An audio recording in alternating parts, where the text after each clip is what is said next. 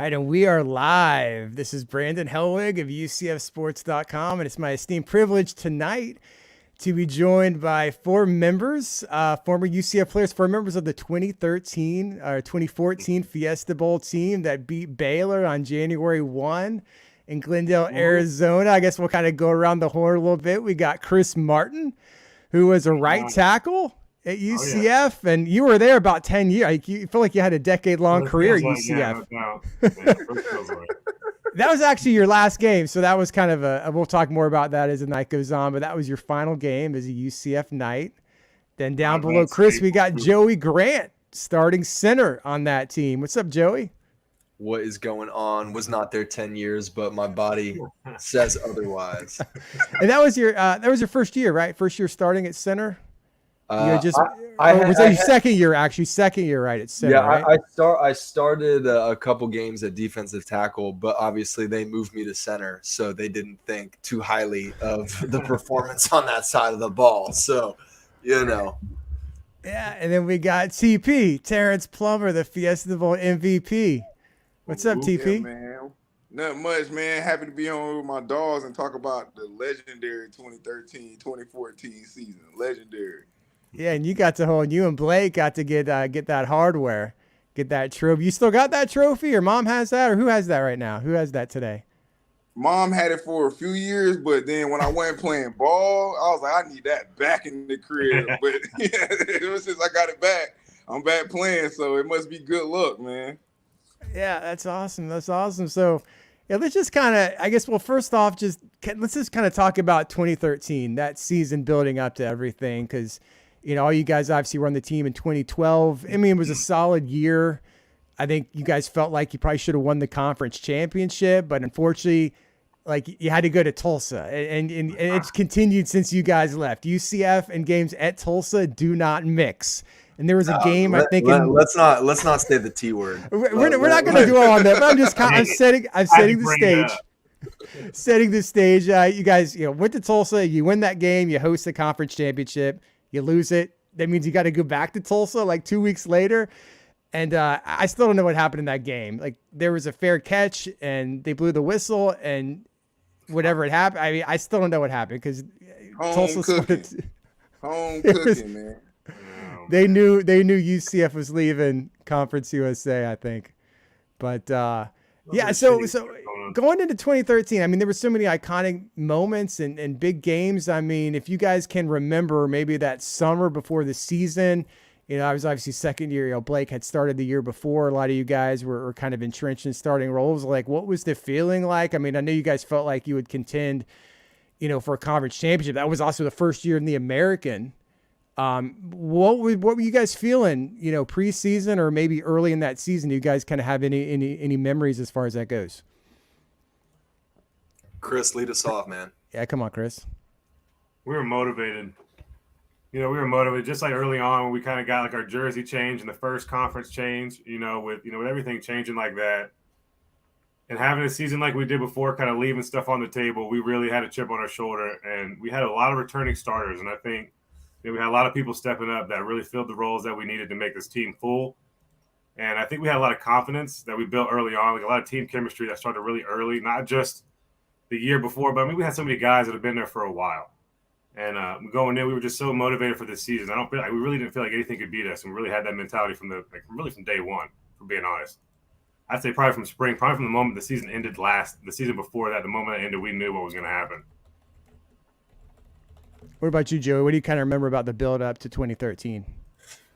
Yeah, as we touched on a little prior, for me, it was kind of a position change. So Coach Key kind of brought me in the spring and basically was like, hey, we think you're a good defensive lineman. We think you'd be a great center for us. And coming into that room, I was the most unexperienced player. I had the twins beside me. I had C. Mart and Torian Wilson. And so for me coming in, I have a lot to live up to, and I'm coming in as the guy. And so, Blake and I had a relationship, as friends, and it was kind of a journey for me of earning the respect of, I kind of always joke that I'm the only guy that never even got a shot in the league, and injuries, whatever later in my career. But coming in at that time, it was obvious that we had all of the pieces on defense, on offense. And so for me, there was a lot of pressure. There was no doubt in my mind we were going to be a dominant football team. And for me, it was, how do I rise up and really help take this offense to another level and not be a liability in the middle of the field, right? So I took that super seriously through the spring, through the summer, and then coming in the season, it was just that laser focus.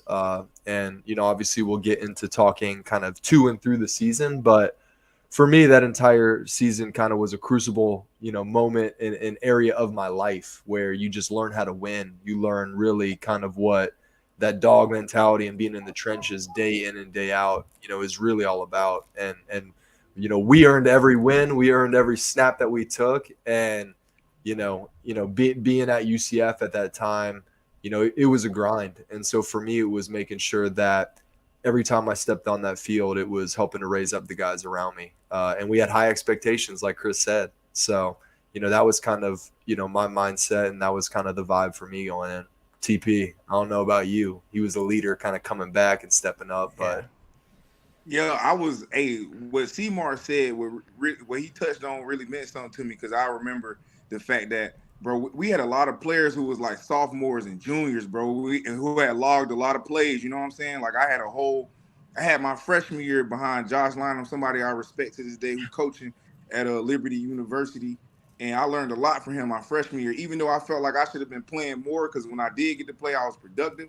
I was like, okay, I'm itching to be the starter, And in the sophomore year, I think, me being a sophomore starter, a true sophomore starter, I didn't really understand, the expectation until after that year. Like when you lose a conference championship, bro, we lost to a team twice. We feel like at UCF during that time, if we lost to you once, we gonna make the adjustments to come beat you that second time. Like that's how we felt. Because that's how good of a coaching staff we felt we had and how prepared we were for games. So, like, going into that next year, I had a lot of motivation. Like, bro, like, if we get to this conference championship again, I don't want the defense to be the reason why we can't, do something great. You know what I mean? So, that was my motivation going into 2013. And I felt like a lot of us had played a lot of football. Even though, Joey, you ain't play on offense, bro, you still got to start some game. You know what it feel like to be in a college football game and have that, people looking at you and relying on you. You know what I mean? So I felt like going into that next year, we had all played a lot. We had all kind of played a lot at that point in time. Now it's time for us to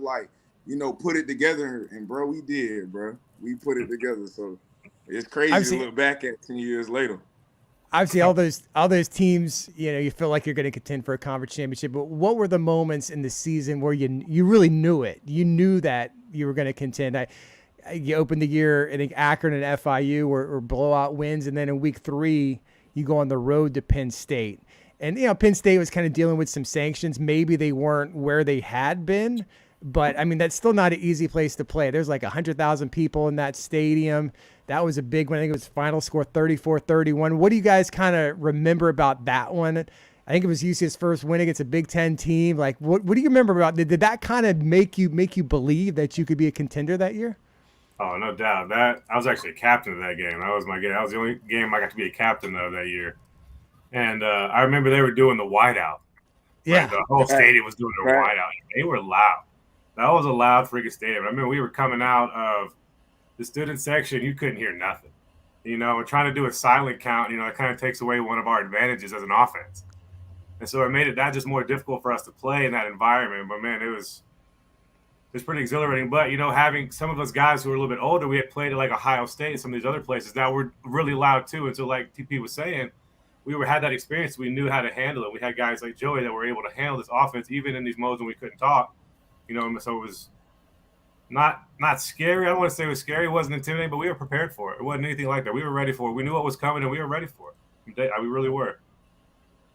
Yeah. Hey, you know what's crazy? Hey, Seymour, Joey, I'm a historian of this, boy. You know what I remember about that game? Torian messed his knee up versus FIU. Chris, you got to go to left tackle. Justin got to kick the right tackle. You know what I mean? That's right. Yeah. And Tariq Cook had to start that game. Oh, that's right. But people don't remember this going on, bro. I remember it all. And then for the fact that Joey and Blake them on third down, I don't know how y'all didn't get no false starts, bro. I think y'all may have got. I don't know if you got any, but we was efficient. I think, ain't no lie to you, Brennan. I knew we had something special when we beat Penn State. And honestly, if you look at the game, defense, we gave up we should have beat them 31-14 if we keeping it a bean. Like, offense was really killing them.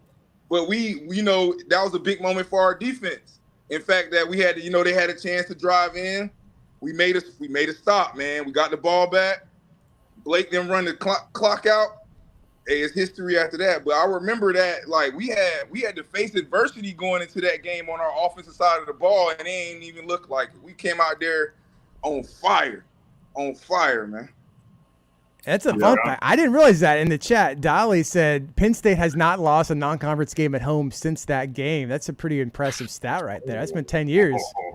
Yeah, for me it was personal too, because growing up, my whole family's from Pennsylvania. My uncle was a professor at Penn State, and they told me I was too small to be a lineman in the Big Ten, and so going into that. I remember walking out of the huddle, and across from me was, Daquan Jones, who played in the league, 10 years. Austin Johnson, the brother of Larry Johnson. Both of these guys were Penn State legends. Big time players in the NFL, and we just kind of ran through them, and it was kind of like the first understanding of, Coach O'Leary used to say all the time that, hey, practices are hard, so the games are fun. And I'll never forget being in that third and fourth quarter feeling like, man, I'm fresh. I could go all day, and living that confidence too, and talking and kind of coming into my own, going from, Akron and FIU where, we're winning ball games big to, okay, now we're on a big stage, Big Ten football in that whiteout, and, we're dominating the line of scrimmage. We're putting together big plays, in the run game, Godfrey coming up the middle, Storm Johnson breaking that 60-yard touchdown, everything was working, and it felt justified because of the work that we put in. And off of that, not to like jump ahead too much on you, but, to me, like, I said this at, a conversation, a couple of days before with Matt Marshall of the Orlando Sentinel, but, the South Carolina was kind of the opposite, where I'll never forget going into that halftime up 10-0, and kind of, they were number 4 in the country, and being like, man, there's no way we're this good, and that kind of manifested into that third quarter and so on. But between those two games, I think we left that non-conference play with the mentality that we're going to run the board, we're going to bring home a BCS, bowl game, and there's not much people are going to do about it. So, that to me, I totally agree with Chris and TP. Got to pay homage to our coaches too, though. The way we prepared for these games, like Joy was saying, it was hard, but man, they were smart. And our coaches are very smart. Most of them are still coaching to this day. And just the way we were always prepared for what these teams had to throw at us, and that's kind of what Joey was saying. When TP both, we kind of ran through them. We knew what they were going to do.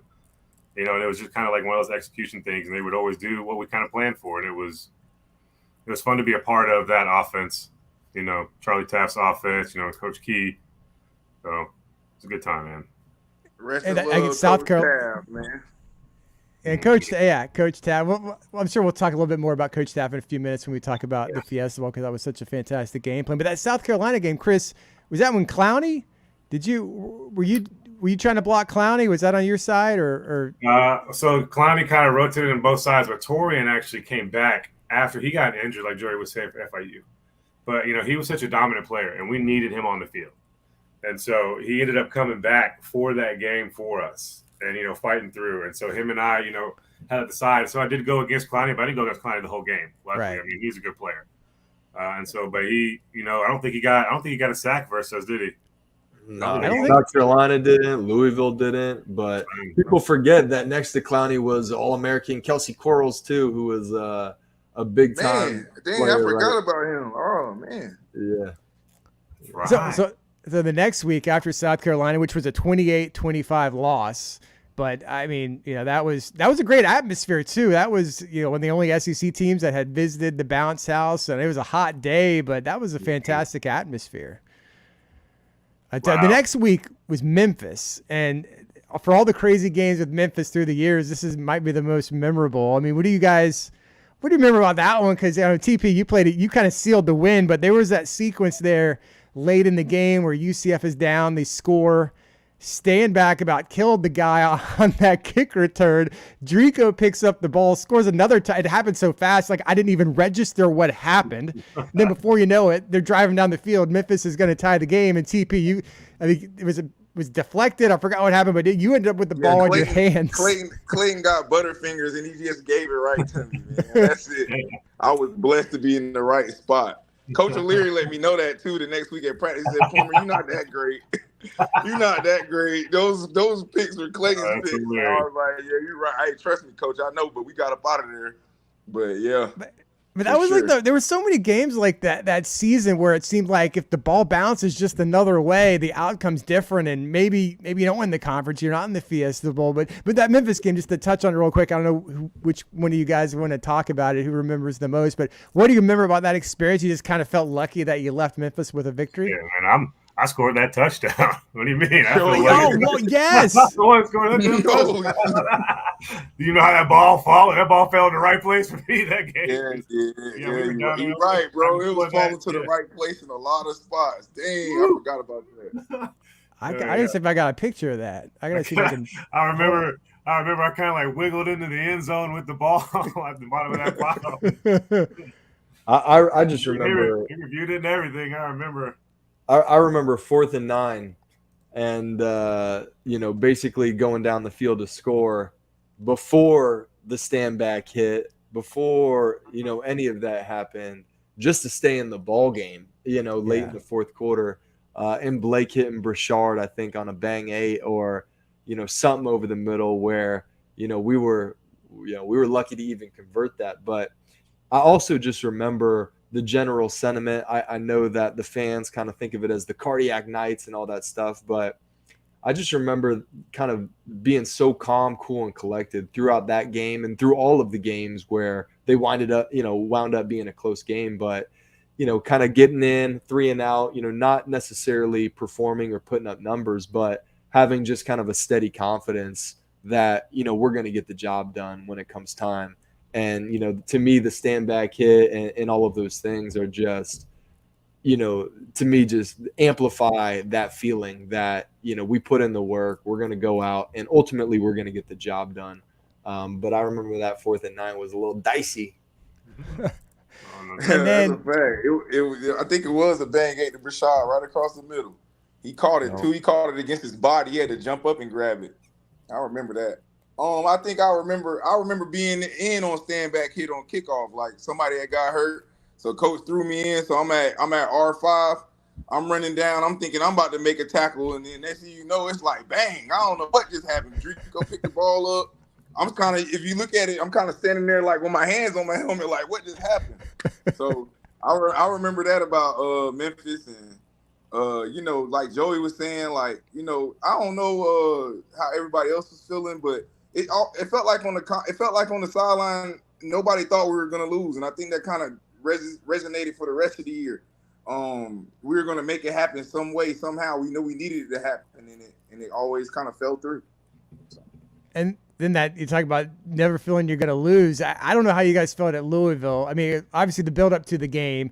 They were ranked, I think, as high as number 6. Charlie Strong's a guy with a lot of Florida ties. They had a lot of Florida players, and everyone's expecting Louisville's going to be the heavy favorite to win the American. If you guys, don't win that game, it's going to be tough because, there's no conference championship game. You'd have to win a tiebreaker. And then at one point, they're up 28-7. I mean, I don't know how anyone feels at that time. I mean, it looked bleak. What do you guys remember just about that moment, seeing Louisville had such a big lead and then knowing what you guys were able to pull off in that second half? I'll tell you what pissed me off, man. I remember clear as day, right? They're kicking our ass at this point. And you would just look over across the sideline and everybody's just over there dancing. We're talking like early in the second quarter, maybe middle of the second quarter. And their whole sideline is just over there dancing. They're not even playing music. They're just dancing. You know what I mean? And I just felt so disrespected.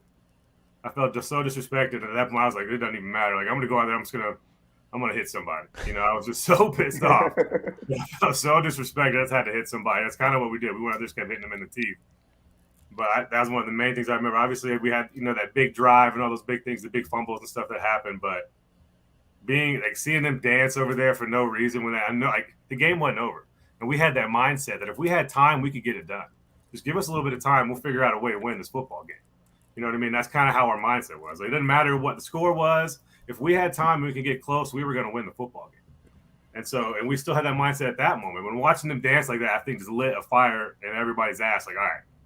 Was there a lot of trash talk? They really think this game is over right now. They really believe it's over. I kind of remember that was in the early days of Twitter, and guys used to just always post stupid stuff and delete it. I remember there was a couple defensive linemen or I can't remember what it was. There were some guys from Florida, and someone did some screenshots. I can't remember what they said. They were talking trash about UCF. Or do you remember anything about that? Were there players talking, or do you remember anything back and forth during the game? Yeah, it wasn't just Florida. We're talking Miami specifically. That is territorial ground with some beef that goes back to Pop Warner days that a guy, I can't quite understand, but they, guys who had played against each other since they were very young, young athletes who had a lot of pride in the decisions that they made and where they wound up going. So I don't remember any Twitter posts specifically because I don't think we were too big on social media, at that time. That was right in the birth of all of it. But all I knew is internally the feeling was, this is kind of a turf war. Back, we had players who played for Central, the West, and, it was really kind of revisiting some of those old rivalries, but now on the national stage. And, not only that, but to then get down from 28-7, I just remembered, in a similar way to Baylor, we had a very specific game plan, and the type of game plan where either the stuff worked or it didn't. And so all I remember was going, Coach Key, just trust the process. This is going to work. This is going to work.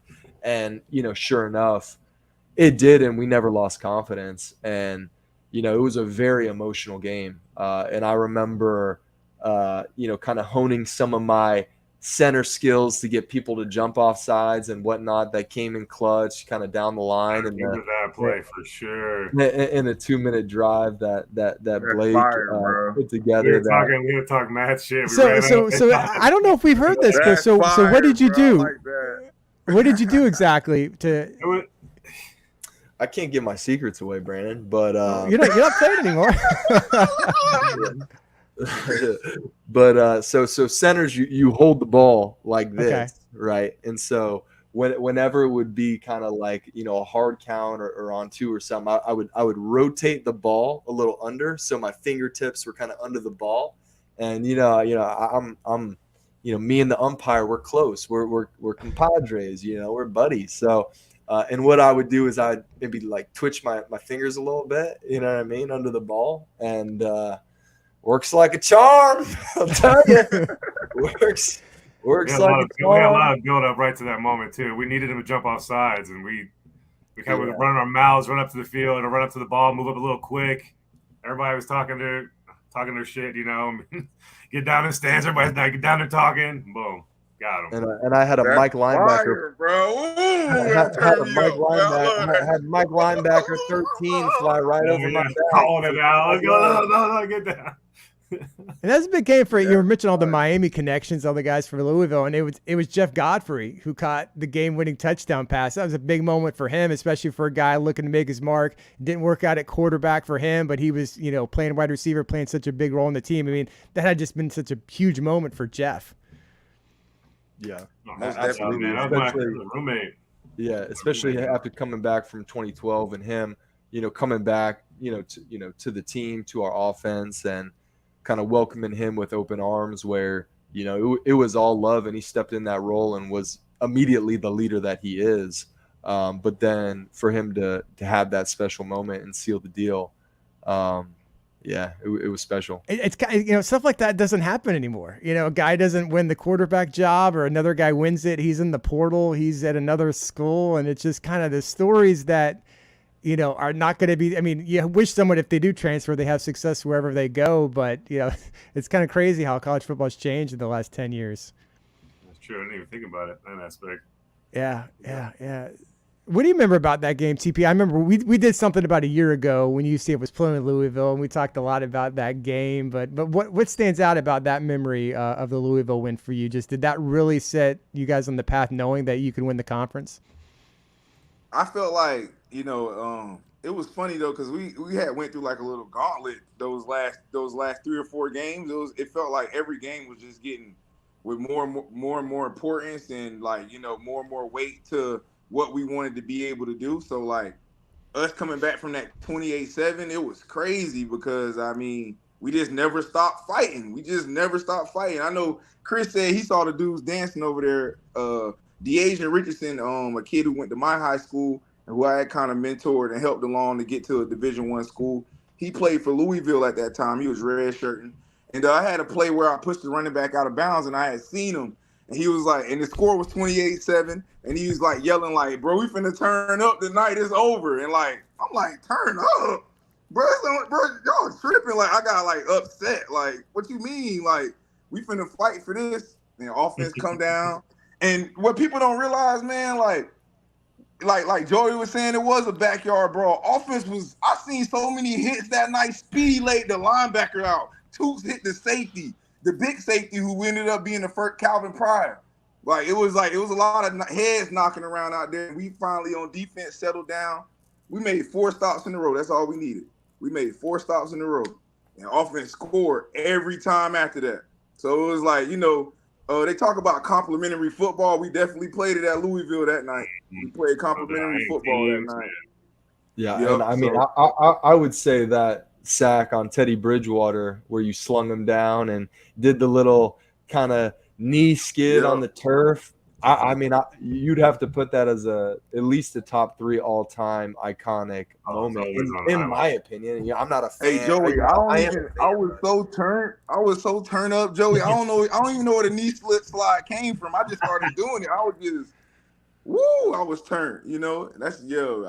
That was a crazy moment. I still got that on my Instagram to this day. I just love looking at it. And I played with Teddy in Minnesota. I was like, yeah, Teddy.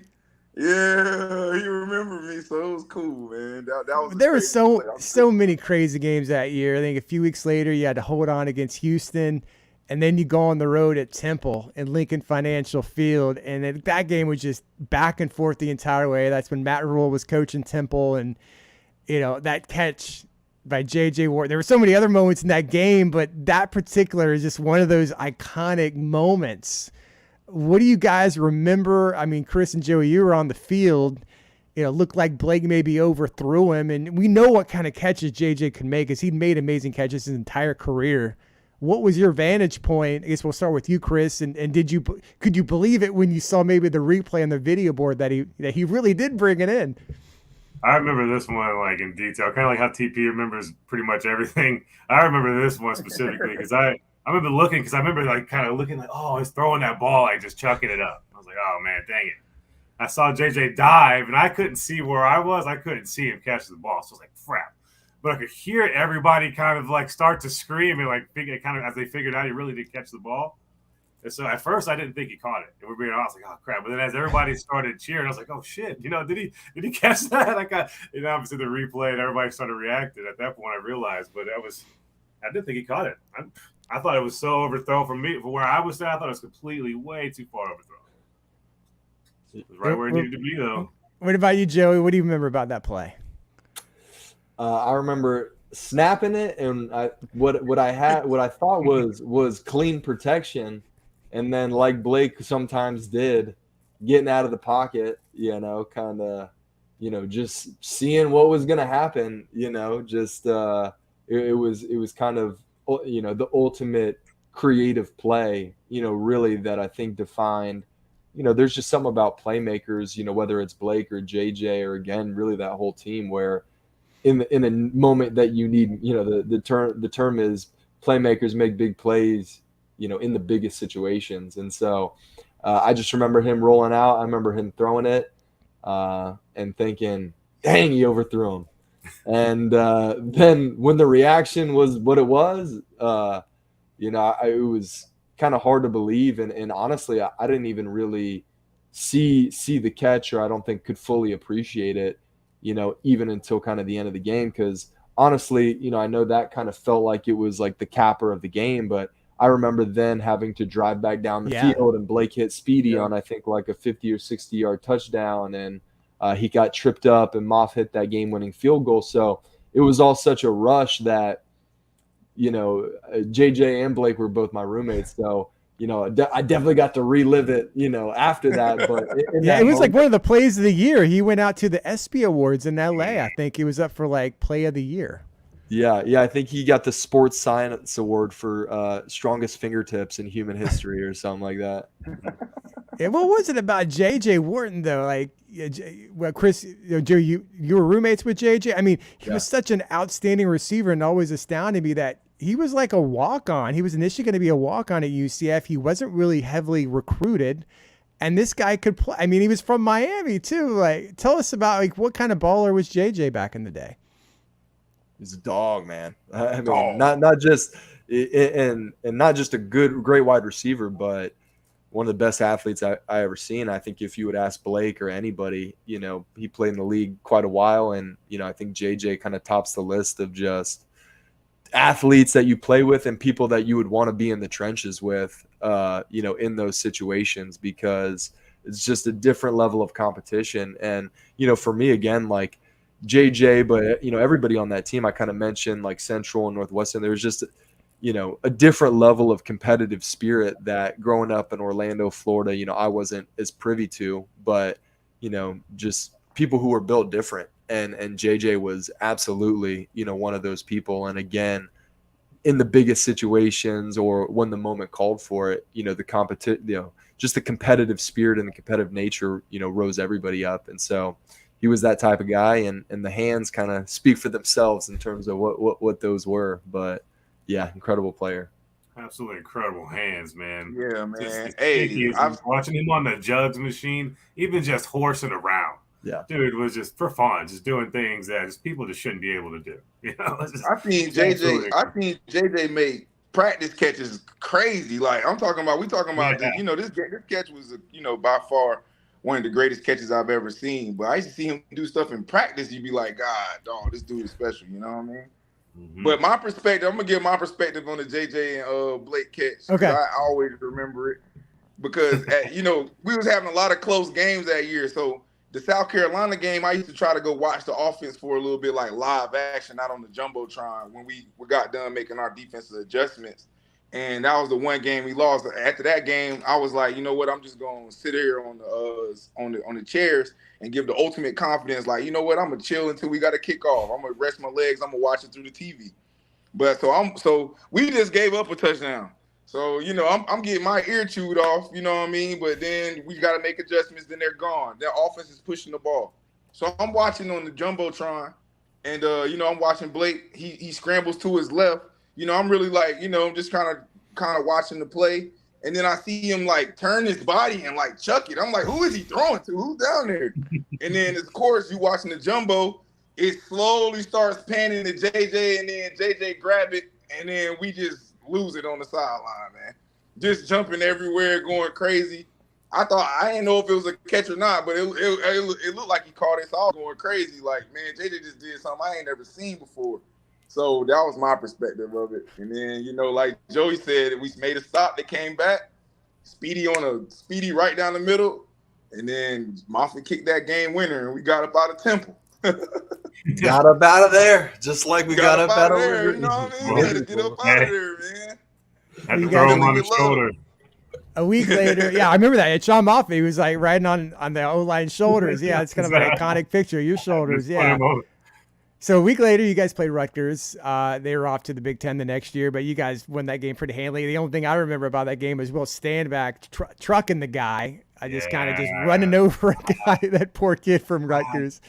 And then there's a Black Friday game against USF. I don't know what it is about USF. A lot of they were maybe a little bit better back then, but a lot of these years they're not great. And UCF has good teams, but it's always a dogfight. And I think it was Jordan Ozerites, I think, sealed the game with an interception. Because I think Mike White was their quarterback, I think, and they were driving down the field. They could have potentially won the game. And I think Jordan kind of sealed it with an interception. At that point, I think you guys you'd clinched a share of the American Championship, and it probably was likely you were going to go to the BCS and go to the Fiesta Bowl, but you had one more game, which was, I think, the day of all the conference championship games because they kind of spread out the schedule. But you guys go on the road to SMU, and I'm from Florida, like you guys are, and I had never experienced anything like that in my life.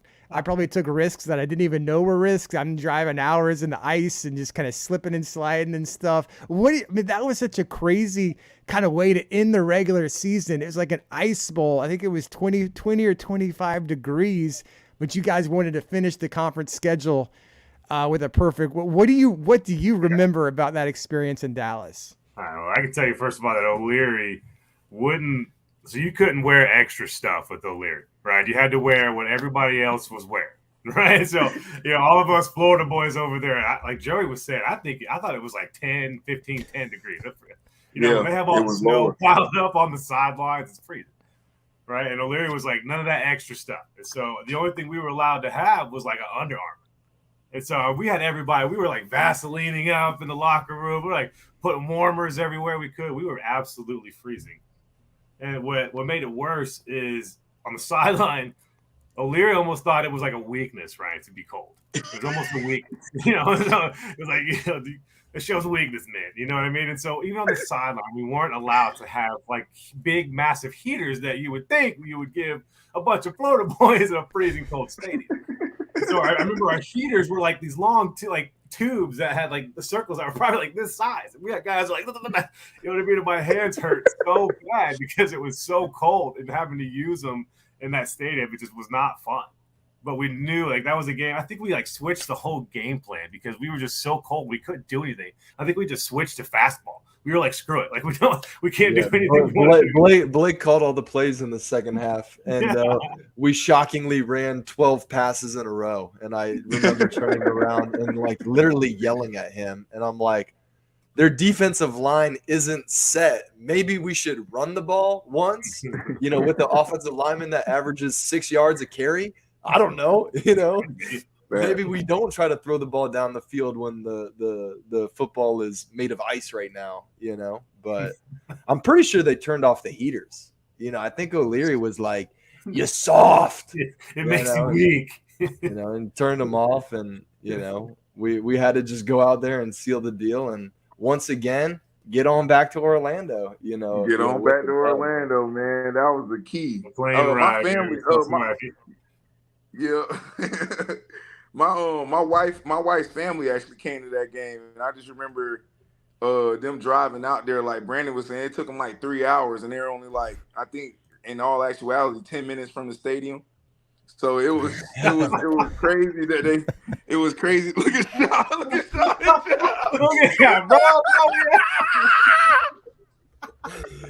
Yeah, that's the clip. O'Leary probably looked at that, and that's when he was like, "It's over with. It's over. Turn those things off." Yeah, that's so funny. But it was freezing, but we had to come. We had to get on back to Orlando and get that. It wouldn't have. I know at least how I felt. It wouldn't have felt right losing and getting the BCS going into it. Like we had already lost the conference championship from playing a team twice. Like. I felt like we was just like, no, we want the whole kit and caboodle. So I think we just, just found a way to win that day.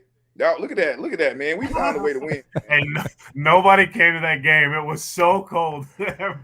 They had free admission. Like they couldn't charge admission. It was like, if you wanted to show up, just come into the game. Yeah. Miserable. Yeah, Brandon, you saw Troy Gray shoes. He had on turf. He had to have on like turf shoes to be out there. We didn't even have cleats on. We had to wear turf shoes to even be out there because it was so slippery and crazy. Like we had to make so many adjustments. Crazy. Yeah, you guys got, just like all those games, they were just razor thin margins. It was 17-13 win. It feels like every game was like that towards the end of the season. But okay, there's one thing. Now we're going to start talking about the Fiesta Bowl, but I'm going to play something. And I don't know if you guys remember watching this. It's going to be a video that plays. It's about 3 minutes long. Okay, hold on. Is victorious on our game. The least they can be is co-champs in the Big 12. Oklahoma upsets Oklahoma State. The winner of the Baylor-Texas game will be the Big 12 champion. Lost it out left side as well. Overthrown and it's intercepted at the 10. Over the middle, caught, touchdown, Levi Norwood. And the Baylor Bears are the 2013 Big 12 football champions. Bowl Mania continuing, a first for two programs, the Tostitos Fiesta Bowl. Central Florida and Baylor, both teams making their first BCS Bowl appearance in school history. Ed, what's the key here? After a great start for UCF, they really started to bumble and stumble down the stretch. Barely beat SMU, barely beat South Florida, needed a miracle catch to win a game. This is a team that George O'Leary had playing really well at times, got the big win against Penn State, but they did not look like a BCS team at the end of the season to me. Well, I'll tell you who did look like a BCS team for most of the year, Baylor. And part of the reason, the big reason, was this offense. Art Browse does a great job taking the spread offense to a completely different level, but you see a guy like that, Lake Seastrunk, who was hurt during the course of this season, should be back and healthy. That's another theme that we see in bowl games. Guys that are banged up at the end of the year have an opportunity to get healthy. A guy healthy like that, I think, could be real. Does anybody play without shiny helmets anymore? It's the hot thing. Everybody has the Well, they either go shiny or they go matte finish. Yes, that's the one big extreme. thing. And Baylor is very much like Oregon and all those different combinations. All right, the combination here. What's the winning one in your mind, confidence-wise? It's really amazing to me how much Art Browse has this program going. You talk about Baylor, they're going to have a new stadium next year on campus. This really is going the right way. I think Baylor absolutely smoked Central Florida, 35 confident. Whoa, that's the biggest one. I wish I could put every confidence point I had on this game. I can only go up to 35. I will go 35. And this is no disrespect to UCF and Coach O'Leary. I think they've done a fantastic job. I just think when you talk about this Baylor team, you talk about this dynamic offense, you talk about Bryce Petty, one of those guys that was playing great all year long, and a defense playing much better for most of the year under defensive coordinator Phil Bennett. It's not good when you guys are on the same page, stacking the chips and going all in. So, Todd, where are you? Call. You're talking about Lake Seastrunk, Bryce Petty, Antoine Goodley, the speed of this team. Listen, I love Blake Bortles. I think he could be a first-round draft pick when he does decide to come out, whether that's 2014, this upcoming draft, or 2015. But this defense cannot match up against Baylor. This Baylor team, when you look at it, 30 points or fewer just once this year. I'm going to go 36 points. I'm taking that Oklahoma State point. I'm adding it at 36 points today. Hey, he's still bitter about that one. Todd.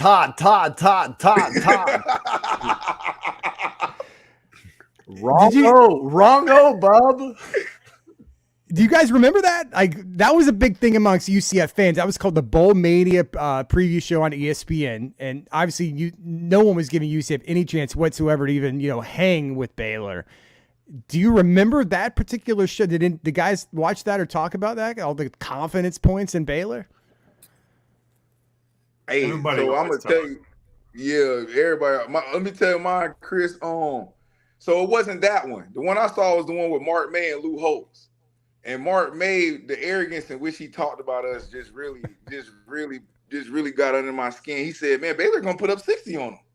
60 points to a George O'Leary defense. You think I'm gonna come home to that? Man, you out your mind." So that was my little push I needed. I know me and Brandon Alexander and Speed was watching that together, so that was enough push for R3 in my room at that time. What about you guys? Did you guys talk about the disrespect? I mean, you guys had to have been aware of it. Like, is there such a thing as bulletin board material? I mean, that was on TV. You can't tack it on a board. But did you guys talk about that, or just kind of put it out of your mind as you were preparing for the game? I think for me, it's just another one of those moments where, don't believe everything you watch on TV, ladies and gentlemen, because I would say going into that bowl prep, I knew we were going to stomp them. Like, there was absolutely no doubt in my mind. Watching their defense, game planning for that, everything that we were going into it, it was an all-time high confidence, and watching that, to me, it was kind of laughable. It wasn't really bulletin board material because I knew how far off it was going to be from reality because we were the ones putting in the work. And, I watched every single play they did. They did the way our offense prepared. We knew everything that they were going to do, and we had an answer. And we didn't even have to throw the ball until the third or fourth drive. And so it was, again, just something where, I remember, kind of being there with some friends and watching it and being just a little bit mind blown that people who are, professionals, who have this opinion. I get it, in terms of, it was a close game with SMU and all of these different things, but it was kind of a non-factor in my mind because we were so laser focused just to go kick the absolute shit out of that team, and we did. So I don't know if I could say that on here. So sorry, fans. No, it's fine. It gets me fired up. It gets me fired up just watching because, we play that game 10 times out of 10. I honestly think the outcome that happened is like one of the more favorable outcomes for Baylor, honestly, in my opinion. What about you, Chris? This was actually going to be your last game as a UCF Knight. Joey and TP still had seasons left to play. TP, one more season. Obviously, it was an important one for you just for that reason alone. But were you feeling the disrespect going into it? Like, was there any – I don't know if you had – did you have bowl events with Baylor players? Was there any interaction with Baylor players where maybe did you feel some disrespect from that side? As far as, like, the bowl events, no. But I want to backtrack just a tad. So – I was lucky enough to be a part of the bowl team that played the Liberty Bowl. Okay. Right. We played Georgia. And they had 2010 in Georgia. Right? Latavius Murray wins as a game-winning touchdown. Yeah. Right. That was my redshirt freshman year, and I started that game, and I was playing left tackle that whole game. So I was a part of the team where they had that whole everybody doubted us. There was no way we were going to win. And so I could see it in the locker room. I could see that mentality. And so by the time we had gotten to, fast forward to 2014 playing this game, this team had even that mentality times 10, so I already knew going in, kind of going on what Joe was saying, what we expected them to do, they did. Their defense, they didn't change anything. It's like everything they had done all year, everything we had studied on film, they did it to a T. It was like when they would motion the linebacker, Joey was like, they're going here, and they would go, and so it was so simple to run our game plan versus them because we knew it's just like Joey was saying, if we played them 10 different times, we would beat them every time. They would never beat us. They could not beat us. It would just wouldn't happen. Sorry. Joe, you were kind of shaking your head. Was there like any interactions with Baylor players? Like, were there any bowl events where you guys are together? Did that happen that trip? Or did you feel disrespect? I had some. I won't speak for Chris, but we ran into their D line at a bar or something before, and we were enjoying our time in Scottsdale, and This guy right here, this D tackle, I think I dirted him on that play, but I think I let him know a couple days before. I think I let him know a couple days before that the man was probably one of the worst defensive tackles that I had seen on film, and I kindly let him know at the bar, what was coming. But again, part of it was just the confidence, and I think the Baylor guys were probably listening to ESPN a little bit too much because. To me, there felt like a lot of misplaced confidence leading up to that game that I didn't really like. And, we shared some words a couple days before the game, but, it was nothing that wasn't played out on the field. So I did a little bit, like a little TP, more. What do you kind of remember about the? I was going to say my event's a little bit more formal, and I kind of hung out with Bryce Petty. I got to know him a little bit, and I think he was a nice guy. He wasn't really disrespectful, and that's kind of where I was saying earlier, where that's where I got to kind of know them on a little formal kind of event.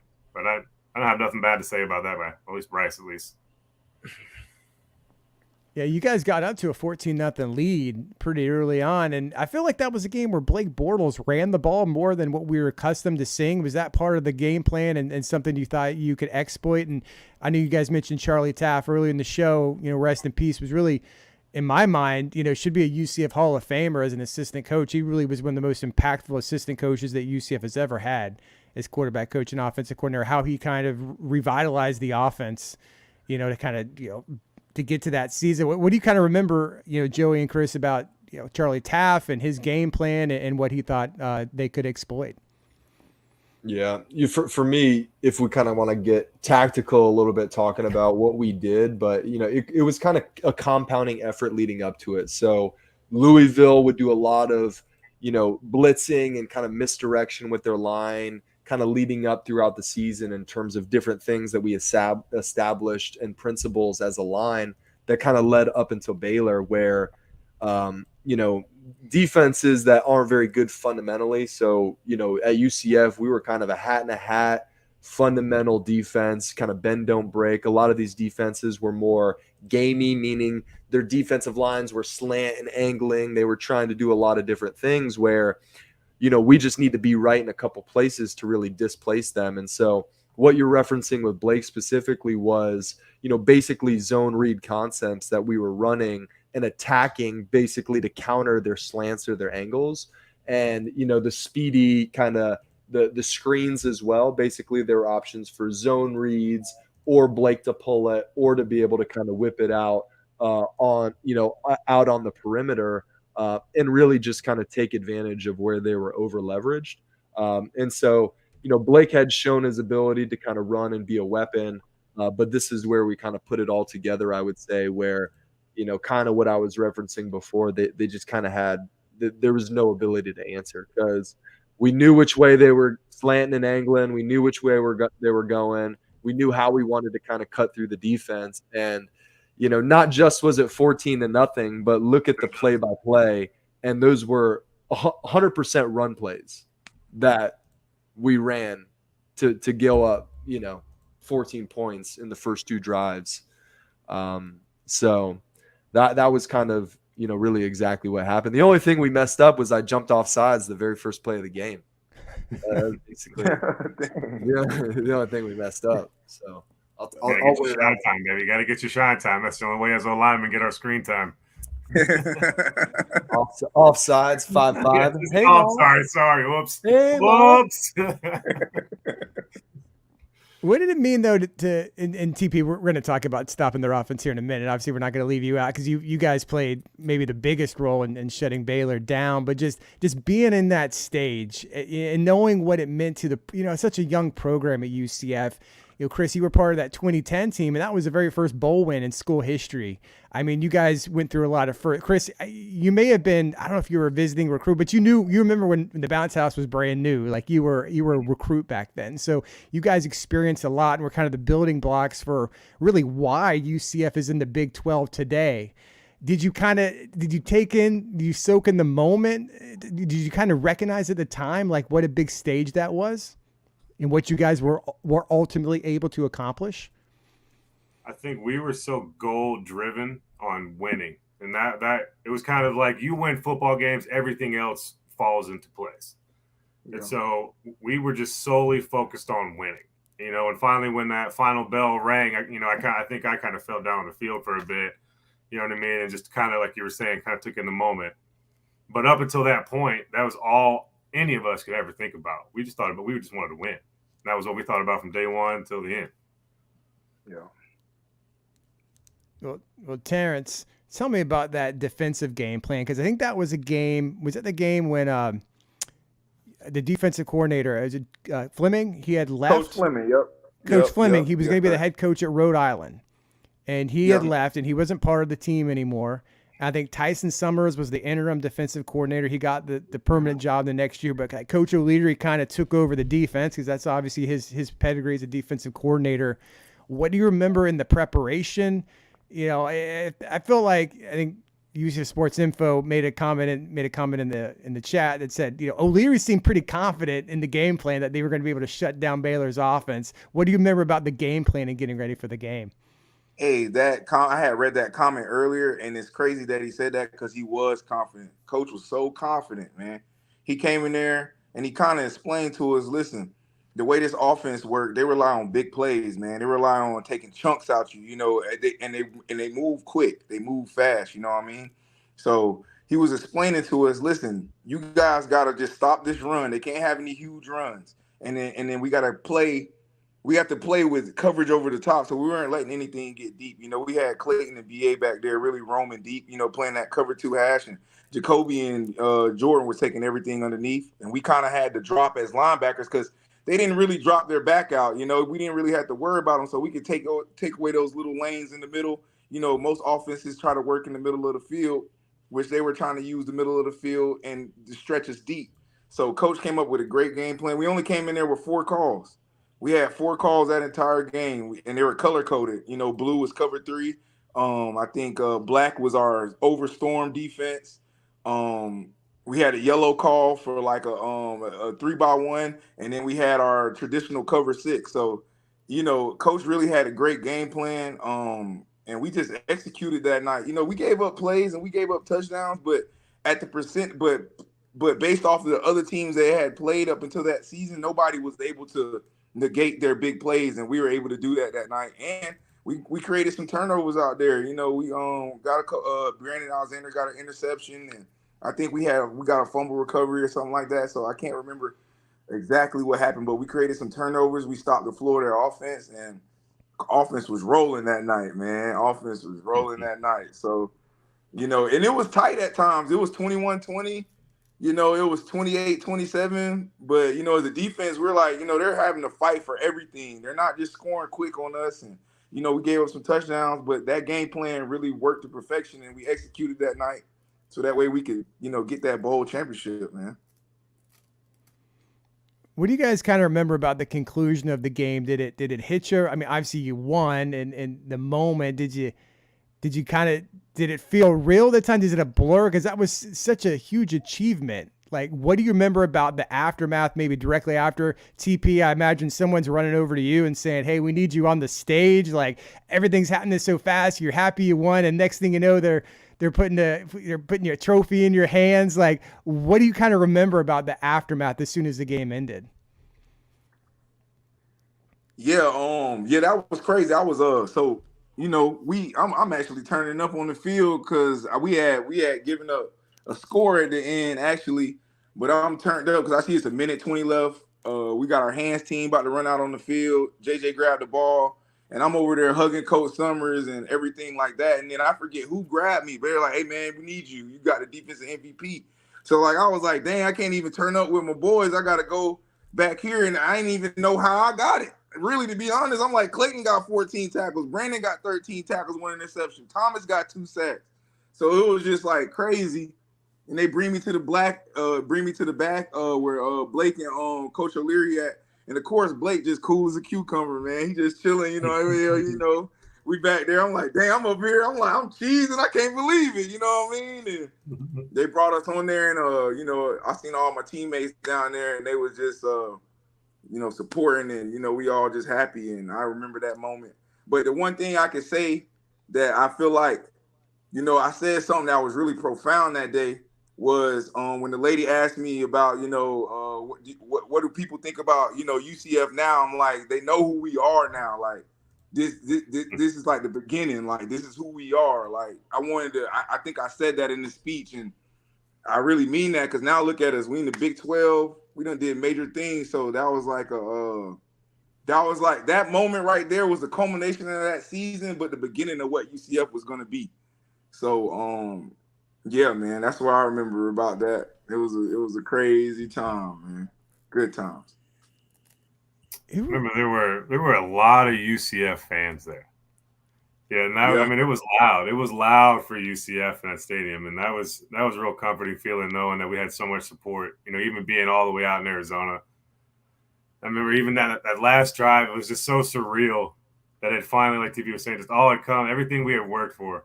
You know, nobody would ever be able to explain the amount of hard work that this football team had put in outside of what you saw, you know what I mean, on Saturdays. You know, it was what we had done, you know, Monday through Friday, and then that Sunday after the game. You know, it was just the amount of work that this team had put in. You know, I couldn't have been more honored to play with this group of men and for it to have ended the way it had. It was just it was like the perfect culmination of what I felt that we deserved for the amount of work that we put in for that year, for sure. And there was a great comment in the chat by Sons of UCF. There were they were kind of like some unsung heroes of that game. Don't necessarily show up in the stat sheet. I remember Josh Reese kind of blocking, and there was excellent, Speedy and those guys. What do you kind of remember? I mean, because those guys were tough. I mean, and Coach Lear always said, you're not gonna catch the ball if you don't block. Yeah, no, I mean, it's like, to me, it just summarizes the season and what Chris said about the preparation, but then what I was kind of alluding to, where, we had the perimeter game, and, we set it up through hard nose, running the ball, kind of pounding them off the middle. And then, to also have our receivers doing that to their defensive backs, just in a couple bubble screens, and to take those, 50 yards, again, the offensive line, I remember running down the field, screaming, getting in people's faces. And, it just fires you up, because you just know that everybody is dialed in. And, for Dade, to me, he's one of the best kind of summaries of that offense, of a guy who just does the little things insanely well to win. He is a winner and a competitor. And, more than anything, for all of us, even, Blake in the league and, whatever, all of these things, like, you're talking about just a team of competitors and winners, period. And to me, those type of blocks and those moments really, really kind of define, that type of attitude and how that plays out on the field. I'm glad you said that, Sons, because that's really like the morale behind that entire team. We had big spotlights because of Blake, and stuff, and a lot of people got a lot of focus. But like Joey was saying, the whole team was designated on everybody kind of doing their job, and everybody did their job. And TP knows that, if you didn't fill the right gap on defense, it was open, and everybody did the job. You had a job to do, and everybody did it. It didn't matter what it was. If you were the person that was supposed to block, you blocked, like Reese. Man, Reese blocked his ass off. I think he blocked for a touchdown for Speedy that game. That big one like we were talking about. So it's like, I'm glad you brought that up, because that's a big thing about that whole team, is there were so many people that contributed all year long. Oh, nice. Yeah, I'm gonna bring mine out for the game. There's the question. There's the answer. Yeah, those were popular. I remember those good night shirts. Those were like a hot item for the fan base after the game. Everyone had one of those good night. That was a great T-shirt. I might wear mine for the game. I haven't worn it since. Hey, Brandon, you got to remember.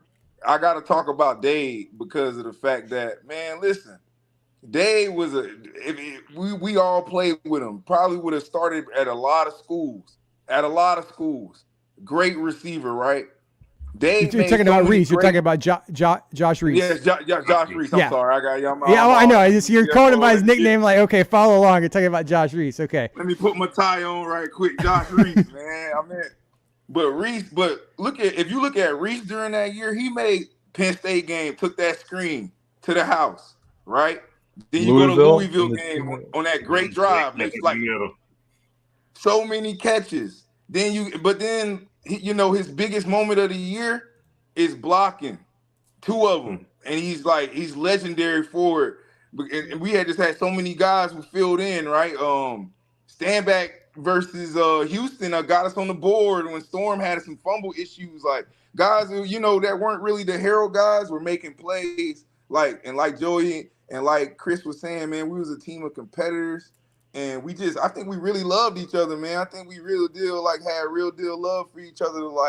It takes a lot for a guy who has dreams and aspirations of being a starter, his whole life, doing these things, but to be willing to, do something that's not going to get the love for somebody else to succeed, that shows a lot about who we were during that time. So I gotta give Josh Reese that love for that, man, for sure. 100%. What do you remember about George O'Leary after the game? Like, did he talk to you guys? Do you remember the locker room speech, or how was he different after a win like that? Because clearly it was one of an iconic wins for him too. He wasn't. He was the same. He's the same George. Yeah, he was the same Coach O'Leary. Yeah, I think he smiled. No, I'm kind of messing around, because again, he if we were all winners and competitors, he was the ultimate competitor himself, and the way he approached coaching, I've never met somebody who knew more about the specifics of everything. And I remember going in and talking to him about game plans and the depth of knowledge. But from what I remember after that game, if anything, was just a little bit more of a chill mentality, knowing that, yeah, exactly, that type of mentality where, a lot of what culminated in the Fiesta Bowl was 10 years of work that he put into the program, after inheriting a winless program. And, the mentality he had to kind of reshape the entire program from the ground up. And, we have our war stories, but every generation of UCF athletes that came before us had it even harder and had it kind of more in depth. And so, for me, I don't just see it as kind of the 2013 season, but I kind of see it as Coach O'Leary's kind of finishing touches on ultimately what he set out to do with the program. And that was kind of the vibe I got from him. And I think for all of us, I think he had an immense amount of respect. And I think, not just if you talk to the players or us, we're talking, and, you get me talking too much, I'll legit get emotional because of, the hard work that put into it. But every single coach on that staff, regardless of where they went after, if you bring up and you talk about the 2013 season, it's the same type of reverence. It's the same type of, love for each other. And, obviously he was the leader. He was the huncho, kind of in charge and leading that. And so, I felt a lot of pride from him in terms of, what he built and who we became ultimately. So are you guys excited about this weekend? I understand you guys have a little reunion. Maybe you guys, I don't know how often some of you guys get together or see each other, but I take it this is going to be the first time you've probably seen guys in 8, 9, 10 years, right? Yeah, I guess so, man. I'm excited to see those guys. It's crazy to think about. I mean, does it feel like it? Does it feel like 10 years? Oh, not at all. It does and it doesn't. I think just like, life in general, the days are slow, the years are fast type of thing. But no, I mean, I couldn't be more excited because, again, these are, when you go through a season like that and what Chris said earlier, just the work, there's a different level of camaraderie, and you know people at a different level. You know who they truly are. And 10 years goes by, and things change, and people start family and have different careers or whatnot. But deep down the essence of who these people are, because you kind of built your character, during the time. And so to be able to come together over 10 years and not have to go through camp or any of these things, but just be able to, like we have over the past hour, kind of relive all of the highlights. We chatted for an hour, we talked about a lot, and we're still just kind of scratching the surface of all of the moments that we shared together. And it's truly special, just these guys on the call. And then, as we get together to be able to share those moments is truly special. So can't wait for it. We'll be there Friday and Saturday. So on Saturday, I think they're honoring you guys at the end of the first quarter. But I mean, it's a big moment. It's a big game. It's UCF's first Big 12 home game. It's against Baylor. And there's a lot of moments on the journey for UCF. And one of them was that season and that Fiesta Bowl. That's one of the reasons, that UCF is probably in the Big 12 today. Like, how much of a sense is, maybe it'll dawn on you more, maybe when you get to game day and kind of see everything taking place in front of you. But like, what kind of a sense of pride is there knowing that team and that era of UCF football kind of helped set the path for where UCF is today? Does anyone want to take that one? TP? Yeah, I mean, like Joey said, man, he was like, it was a long time ago, but it still feels fresh. So, that reception we gonna get when we get out there, and then to see the team, I think it'll probably hit then to kind of realize, that we did, when we were in the moment, I think we knew we did something special, but I don't think we knew how really truly special it was, that we're coming back. People are trying to recognize us a whole decade later, for something that we had done. And now the UCF's in the Big 12, and it's like it's crazy because you saw us on this projection, and that was the day it started, so it makes it that much more special, because on January 1st, 2014, it was like UCF catapulted into another atmosphere, and we just, I don't know, man. It's something about them UCF nights, man. Just make me woof. You know what I mean? It's just something about them, man. We special. So that's how I feel about it. I definitely feel pride about it now, but when I get there, I hope to feel even more. Chris, kind of how do you feel about everything? I know you've been around for years, and I've seen you at all these games through the year. I know you were, obviously the seasons you had a few years ago with the undefeated streak and everything else, and you were part of that team that kind of helped, set the stage for where UCF is today. Has it hit you yet that UCF is in the Big 12? Like, you guys are conference mates with Baylor. Like, has that hit you yet? I mean, I was at K-State on the field last weekend, and it just seemed like a non-conference. It hadn't really hit me yet. It kind of was surreal. Has it hit you? No, not at all. And, kind of like you were saying, like, I bleed black and gold. I was there for so long, and, I'll always be a Knight. And watching what it's become since even since we've left, even, just the campus, not even just for the athletes, but the campus itself, it's just grown so much. And it's pretty cool to see. It's pretty cool to have been a part of that, relive that, and see where it's going. It's almost like the sky's the limit for this school. It's kind of hard to find like a paradise of a school, but it's almost like we found it right down here in Paradise Land, Orlando. And now we got a real school. This school is big time. And I would always tell my friends this when I first came to UCF. Nobody really knew UCF back when I first came. 2008, nobody really cared about UCF, really talked about UCF. And by the time I left in 2014, everybody knew who we were, and everybody was talking about us. And so to be a part of that kind of growth was something that I cherish forever, and eventually I'll have a Knight tattooed on my body eventually, and so that's what, being a Knight is to me. That's what UCF is to me. It is a part of me. Hell, my wife's from UCF.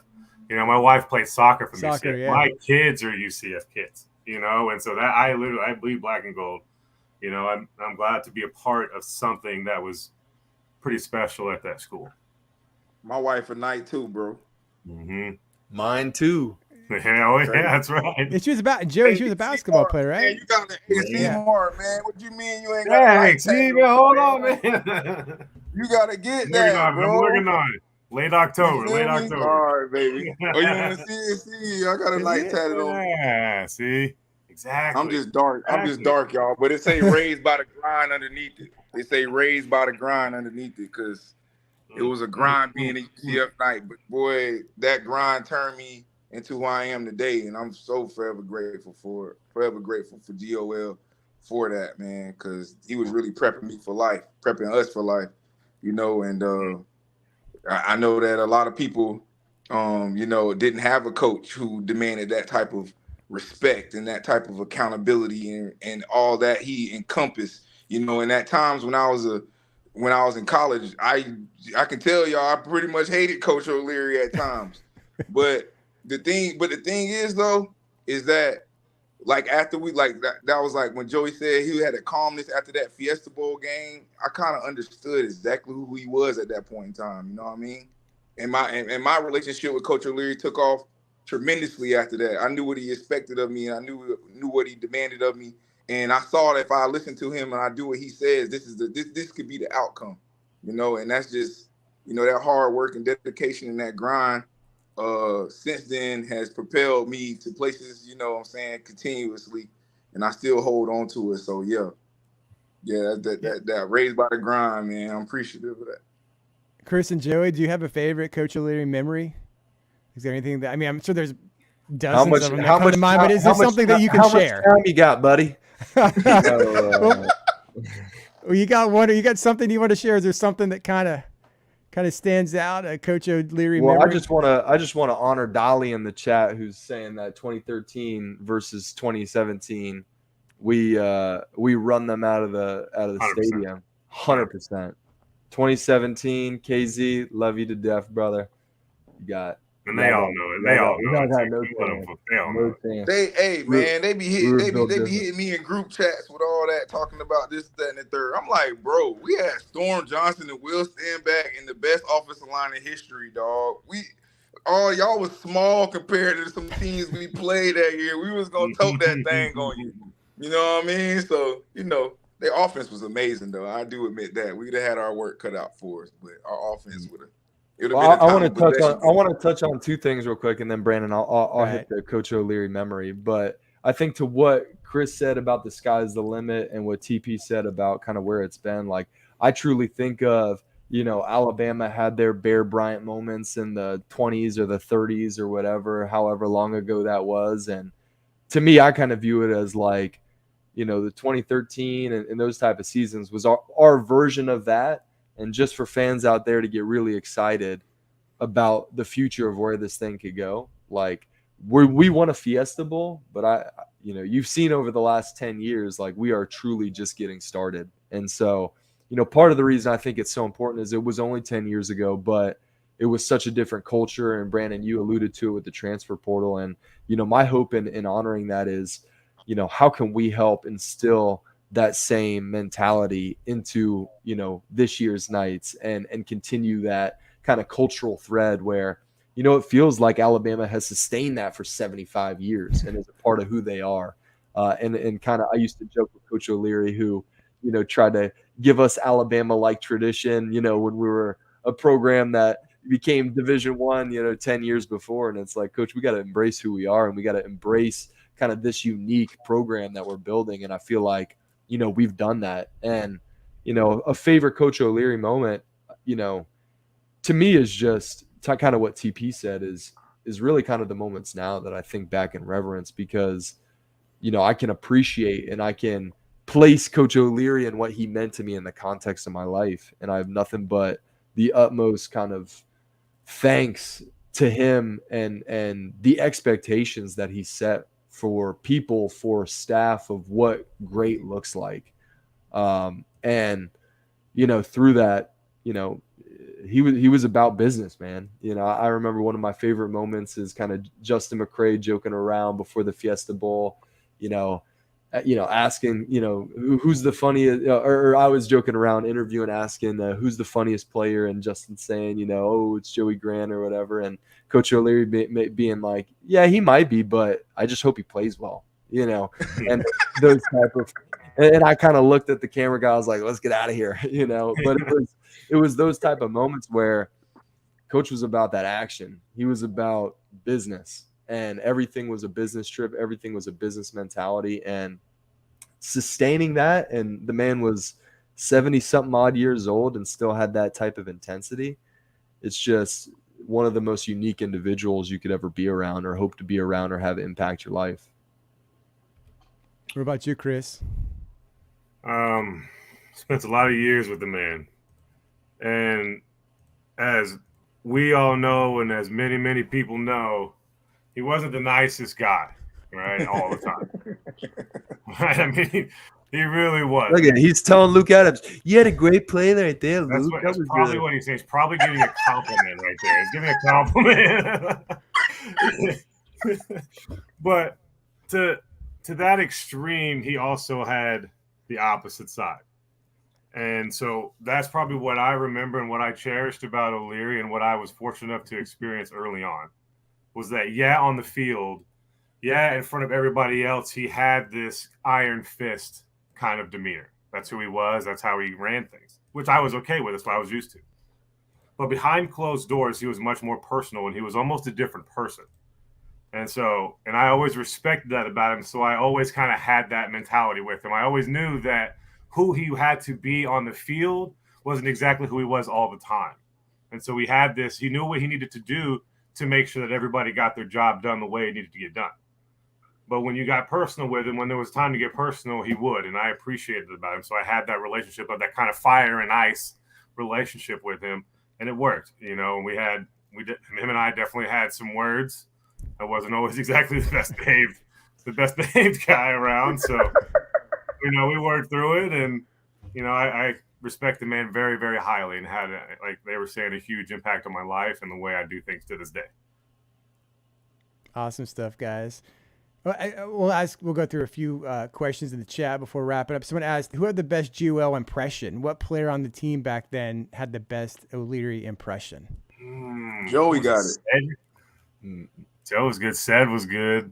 Joey's is pretty damn good. I don't remember said is all around funny. So I know he got something good. But I feel like Joey got it down packed. The accent, the affliction in his voice, you know what I mean? I think Joey got it. I'm the impression guy. You just gotta bring it down to your face of a scowl, and you gotta be extremely disappointed in everything that's going on around you, and you gotta say, TP, what are you doing? What are you doing? Yeah, Brand, what are you doing? White Horse. Hour 21 minutes talking about the Fiesta Bowl. We got a game coming up. That's kind of a similar thing. Like I'd be at the practices and I was taking pictures. Not everyone takes pictures. The school has like 10 photographers, but I was the only one taking pictures back then. All right. And so I was at a practice. I post like 50 pictures or 70. He's like, I went in your website and there's like 75 pictures from a practice. Like, what the hell's up with that? Like, who wants to see 75 pictures from practice? Maybe Brandon's got it. Maybe. Who's looking at the practice? Yeah. I remember saying, your parents don't even love you, man. That's why you're here. Your parents don't even love you. I'm like, dang, coach. My mama loves me. Man. Those Learyisms, man. I hope he's there, man. I hope he's there Saturday. I think he should be. I know he was on. He did an interview with Mark Daniels on the Beat of Sports this morning, and I'm pretty sure he's going to be at the game on Saturday. Hopefully with you guys on Friday night. But this it's really flown by the last hour and a half or so.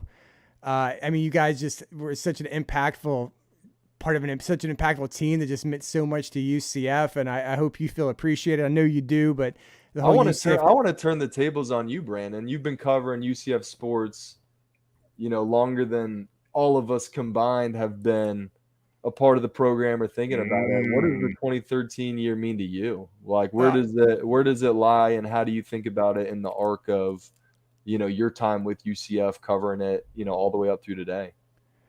It's my favorite team. It's my favorite season, and I don't say that lightly because there's been there was some fun seasons a few years ago, but just you felt, at least from a media perspective, you felt connected to the program back then. You felt, I wasn't on the team obviously, but I was at all those practices. I'm on the sidelines watching you guys. I'm not hitting, but it's 100 degrees and you're watching all those practices. You're at every minute of that stuff. And you kind of could see a team develop. Now in this day and age of college football, there's like no access. You don't see practices. You don't really get to interview the guys you want to. Like back then, you could interview, like I interviewed you guys all the time. That's why I know you today to ask you to be on the show. Like, your stories I felt like got told back in that era. George O'Leary, for all, everyone kind of, his personality or whatever, but he was like one of the most fan friendliest coaches there were, just because he understood that the fans are just as important as anything else. Like there's no college football without the fans. And he did stuff like, lunch with George and just connecting with the fan base, understanding that the players are kind of the stars of the team, and you got to put them out there in interviews and media and do whatever you can to get coverage. And just, I just felt so much more connected, and just going on those road trips and seeing those finishes, it was just like an unbelievable fairy tale. Just, we were talking about those moments, the Louisville game, the Memphis game, the Temple, the JJ Wharton catch.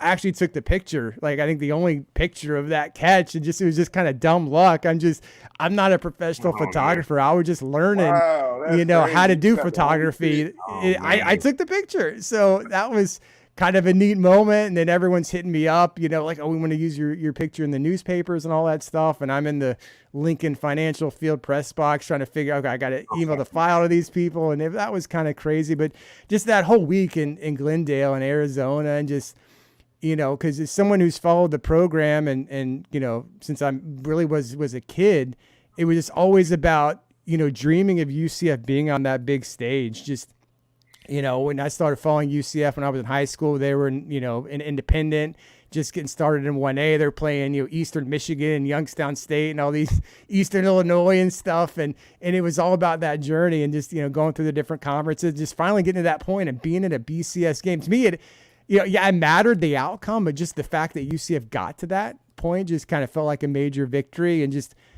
watching that game, you know I kind of asked you guys how you felt. It just felt surreal. It was, you know, I didn't know what to expect. I wasn't part of the team. I wasn't maybe as confident as you guys were, just because I followed all the, you know, I was watching all the ESPN shows.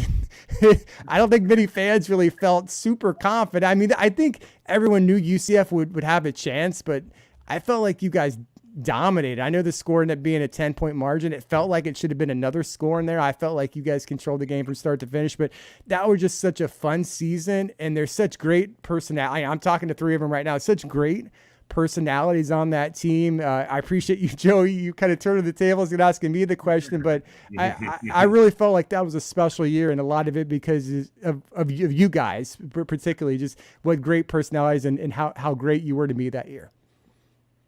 Hey man, We in the appreciate same vein you, of, man. You know yeah, that. in the same vein of how we're all talking about each other. That's why when you shoot us a text and ask to do something, you know, you were, Most you know, definitely, man. you were a part of it, and Told you you know, anytime.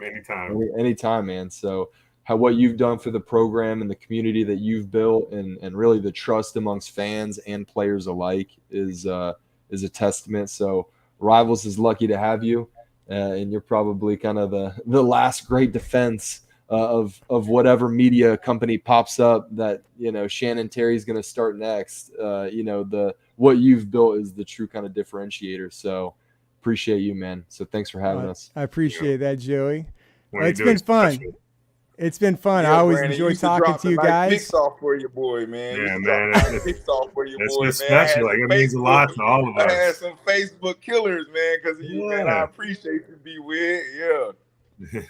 Yeah, this was a lot of fun. Maybe we'll do this again sometime. I've had a blast. I know the fans will watching live, and a lot of people will watch this on replay in the coming days. And it's going to be special on Saturday, man, when you guys get out on the field and just kind of soak everything in. You know, this moment, Big 12, you guys are a big reason for that. And on behalf of Night Nation, thank you. Thank you. Thank All right, you, guys, B-Wid. we'll be signing off. Go Knights and charge on. Charge on. Charge on, man. I'll see y'all boys soon, man. Yes, sir. See you. All right.